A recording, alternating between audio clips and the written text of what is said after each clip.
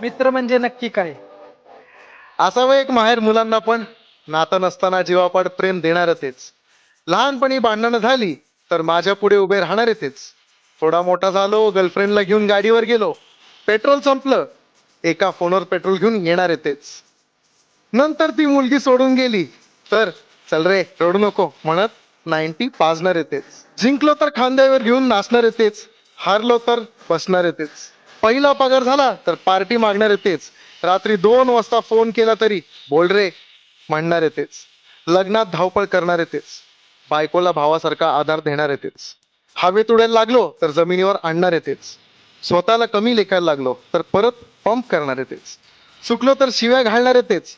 पण जगाशी लढाईची ताकद देणारे तेच. आणि कधी कधी मी स्वतःवरचाच विश्वास हरवलो तर माझ्यावर विश्वास ठेवणारे तेच. म्हणून वाटतं असावं एक माहेर मुलांना पण, जिथे नातं नसतं पण आपलेपणा असतो आणि त्या माहेरचं नाव असतं मित्र.